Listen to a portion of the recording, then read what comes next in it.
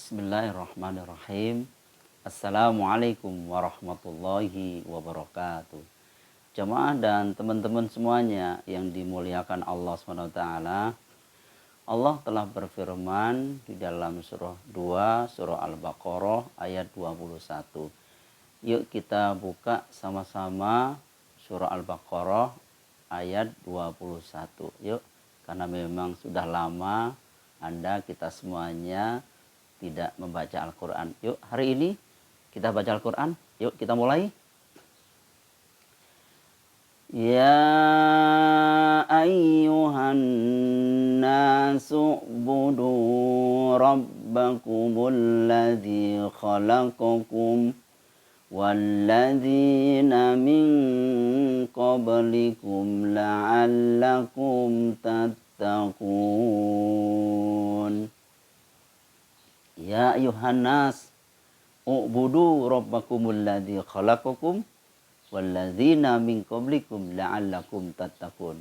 Wahai manusia, sembahlah Tuhanmu yang telah menciptakan kamu sebagaimana orang-orang sebelum kamu agar kamu menjadi orang yang bertakwa.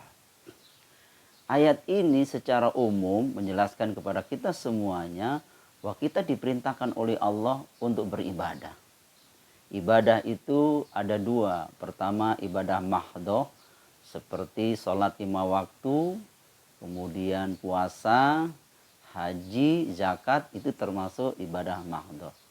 Ibadah ghairu mahdhah tentunya di luar ibadah mahdhah, di antaranya adalah membaca Al-Quran, berzikir, bertasbih, bahkan mencari ma'isyah, mencari pekerjaan, itu juga termasuk ibadah. Orang-orang yang bekerja itu disebut ibadah selama ibadahnya tidak menyimpang.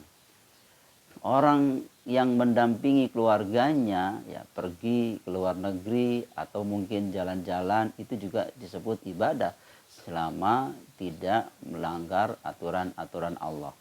Disebut ibadah karena aktivitasnya dinilai oleh Allah sebagai amal soleh ketika dia tidak menyimpang dari aturan-aturan Allah. Itulah sebabnya kita dianjurkan oleh Allah mengabdi kepada Rob. Siapa Rob itu?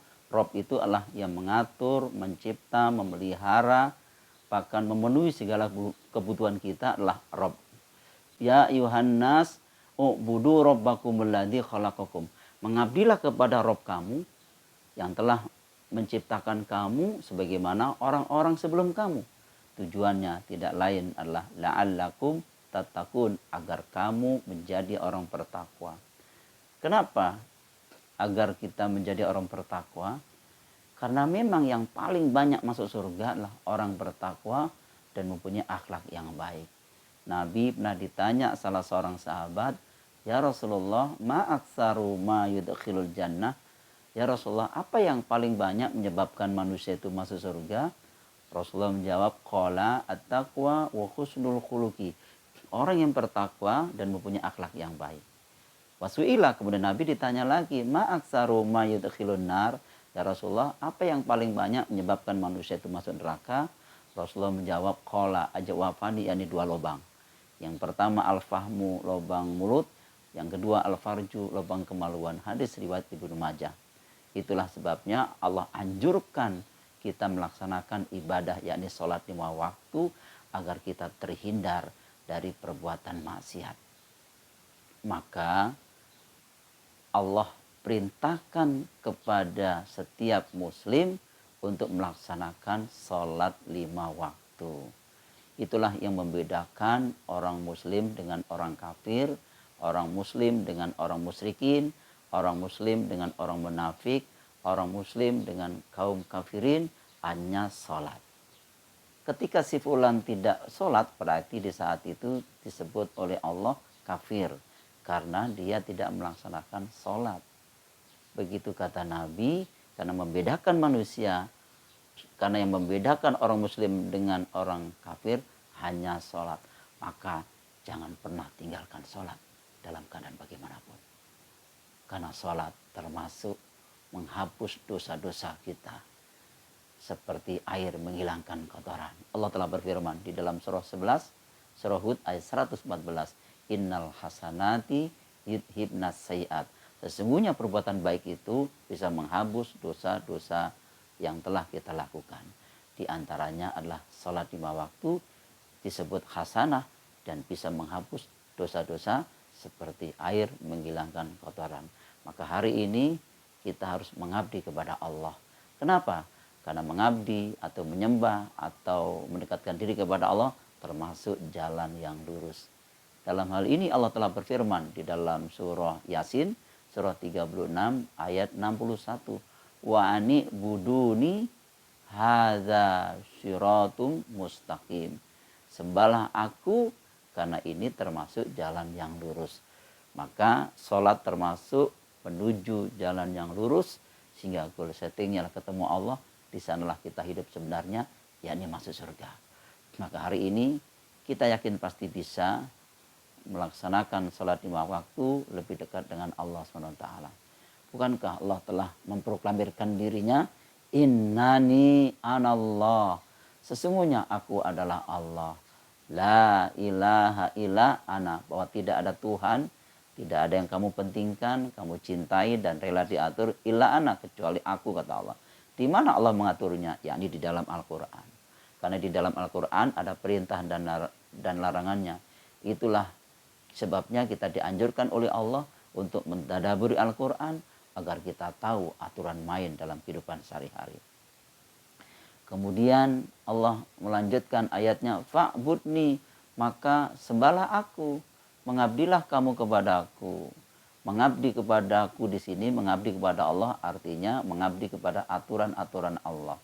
Kita menjaga aturan-aturan Allah dalam kehidupan sehari-hari, diantaranya lah mengamalkan ayat-ayat Allah dalam kehidupan sehari-hari. Bagaimana caranya? Wa aqimis sholah, dirikan sholat. Disinilah kalimatnya, wa aqimis sholah, dirikan sholat, bukan mengerjakan sholat.